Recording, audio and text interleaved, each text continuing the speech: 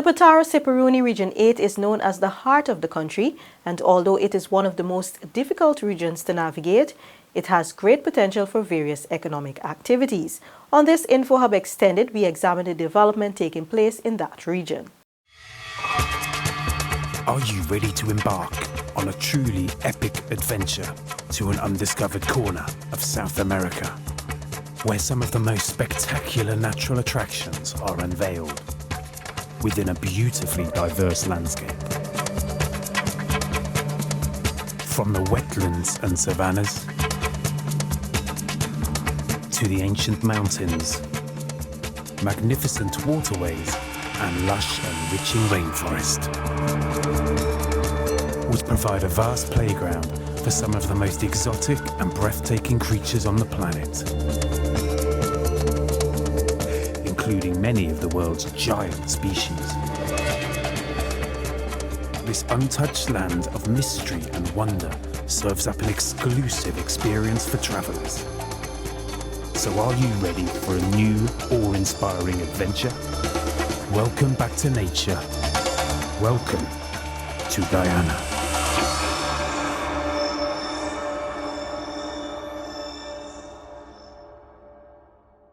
Just last year, Mahdia was recognized as the capital town for the region, and this spurred a series of developmental activities initiated by the government. Within the last year, much has taken place. The capital town has benefited from major improvement of government services, making it easier for those within the region to conduct business and other activities without having to travel to Georgetown. The APN-UNAFC coalition spearheaded your development in its mere tenure of 4 years. And we must mention that, and we must never forget that. It didn't take us 10 years or 15 years or 20 years. When we came to office, we knew that we had to ensure that Mahdia, among the other hinterland communities, receive positive development. You are now the town of Mahdia with all the necessary amenities. You now have the opportunity to make this region more attractive to tourists as a means of your own development in your communities. It is important that requisite services be made available to the people of the region, hence the establishment of the town. One of the most highly anticipated projects, a new magistrate's court, began this year. Mahdia's mayor, His Worship David Adams, revealed that construction of the multi-million-dollar magistrate's court began 6 months ago and is expected to be completed by mid-2020. What you're seeing in the background there is the construction of a magistrate's court for Mahdia area.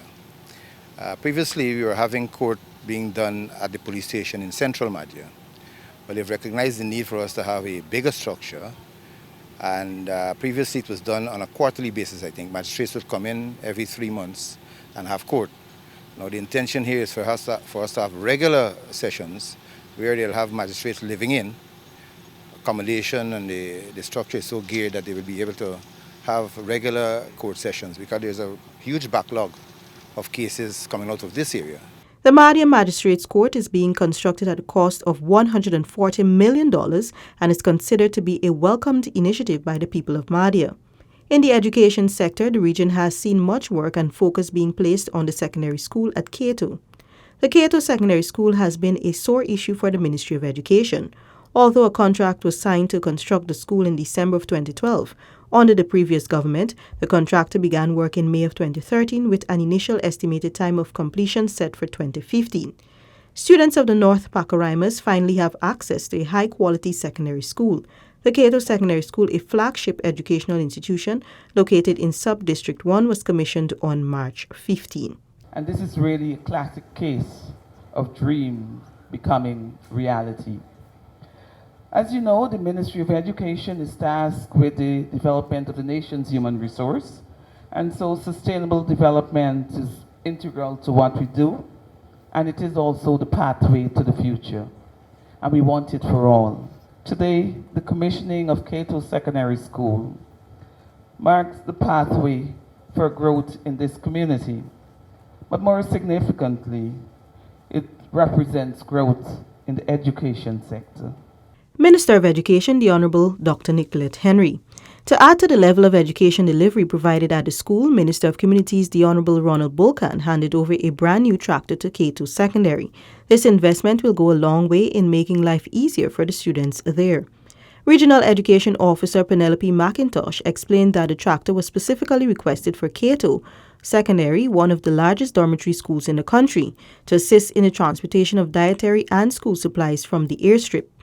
McIntosh noted that this type of vehicle was most suited for the terrain.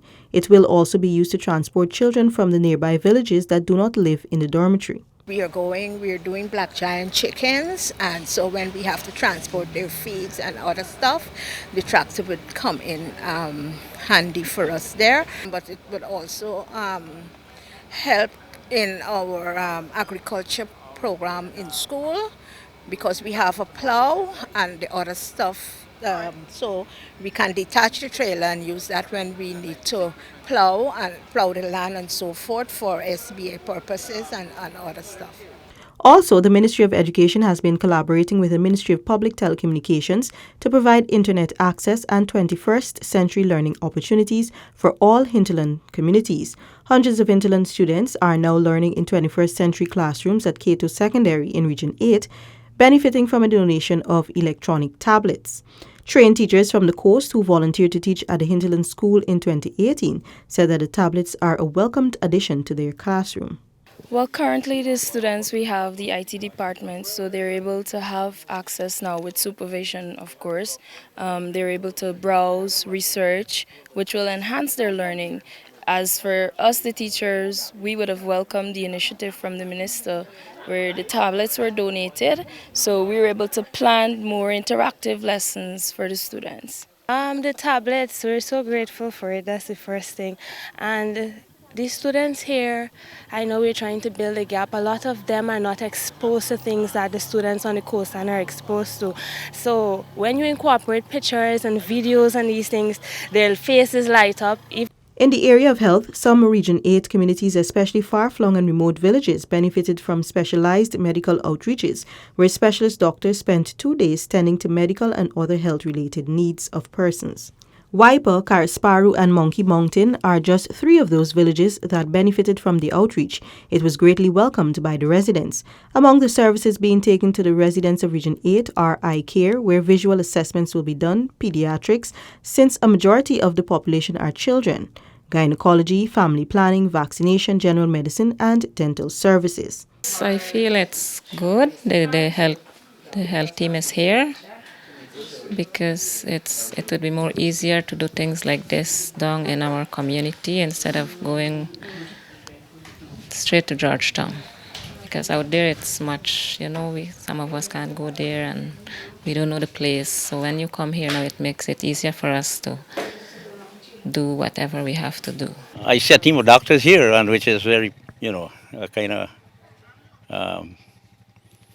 kind of surprised, but it's good that they're here because we have a lot of sickness that are unmonitored.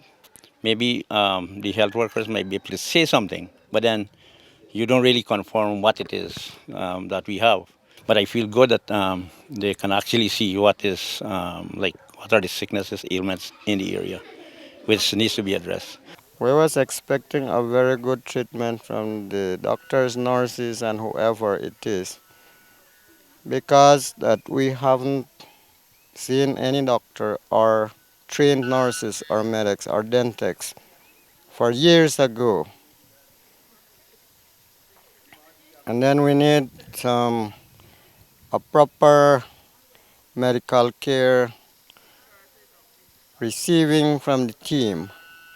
Still in health, back at the Mahdia Hospital, a cryotherapy machine was given to the hospital to aid in detecting early cancer signs in the cervix. This machine is one of several others purchased under the Maternal and Child Health Program of the Ministry of Public Health. The purchase was made after a needs assessment was conducted for this particular service in several regions. Our indigenous women are more susceptible to cervical cancer. This hospital services several indigenous communities, And so we know it is our duty to ensure that we equip this hospital with the necessary things that can be able to assist our women in getting early diagnosis and also to ensure that those diagnoses are correct. And so, as little as you see this kit is, the significance of it is priceless. Midwife Melinda Haramutu and registered nurse Wendy John were trained to operate this machine and also to render VIA services in the region. This is all part of a plan to establish a VIA unit followed by a cancer treatment center at the hospital, which will cater to the needs of women in other parts of the region. The biggest and most recent landmark achievement for the region is the commissioning of a lapidary at Monkey Mountain. Crystal, amethyst, volcanic jasper, and agate can now be cut and polished right here in Guyana. These semi-precious stones are refined to make stunning jewelry, as the $16 million Pacaraima Lapidary facility was commissioned on November 1. This facility is the first of its kind to be established in the Potaro Siparuni and the first to be owned and operated by indigenous Guyanese. It will significantly boost economic activities in Monkey Mountain and neighboring villages, including Tusaneng, Taruka, Kurkubaru, and Maikwak. Her Excellency Sandra Granger. Your government has declared 2020 to 2029 to be the decade of progress, and this lapidary is an example of this progress. Here in Monkey Mountain, in the beautiful, bountiful Potaro Siparuni region, the Pacaraima Mountains, the heart of Guyana in so many ways, the opening of this lapidary represents the convergence of fulfillment of several promises, because it combines poverty reduction, employment and youth service, happy household, cultural development, and sustainable tourism development. Trained citizens of this community will be reaping the benefits of the many and various precious and semi-precious stones found in this region. Over in Paramakatoy, residents there will soon reap the benefits of a very complex project that began in 2017 to provide easy access to potable water for the community. The project, which was initiated through the signing of an MOU between the Guyana Water Incorporated and the Village Council, is now at an advanced stage where testing of the water system has commenced. Another well in Campbelltown, Mahdia, was completed in April 2019. Since then, approximately 1,200 residents have been receiving improved water access, some of whom received first-time access with 20 hours of service per day. To ensure infrastructure development and that adequate utilities are in place in the hinterland, the Ministry of Public Infrastructure is spearheading the operationalization of the Kato hydropower project, which is set to commence soon. This project has been described as a win-win by Minister of Public Infrastructure, the Honorable David Patterson. The contractor for the falls is mobilizing right now. One of the things that we will be doing is piggybacking on that with the ministry, so that while they're bringing up materials, we will fix the road. We'll probably stage from Karasabai all the way and we'll fix the road, and we'll do community work in this area as well. Karasabai, an indigenous village in Region 9, will be the staging point for the hydro project, since the road conditions are suitable due to the favorable sunny weather between the two communities. No delays are anticipated before the start of both the hydropower project and roadworks. Minister Patterson gave a brief overview of the expected outcomes of the project. The idea is at the bottom of this fall we put a penstock whereby we channel the water without disturbing the flow, the fish, the environment, and that water will generate, will turn a turbine, we will generate electricity. The hydropower project will allow Kato to be the first indigenous community and only community in the nation to be 100% powered by renewable energy. With a project timeline of 18 months after construction in March, the $470 million project will ensure a 120-volt distribution network, along with a 13.8 kilovolt transmission network is built. It is hoped that power will eventually be distributed to neighboring communities such as Paramakatoy. Funding for the Kato Hydro project was sourced through a grant under the Inter-American Development Bank's Sustainable Energy Program. This has been InfoHub Extended. Thanks for joining us. Goodbye.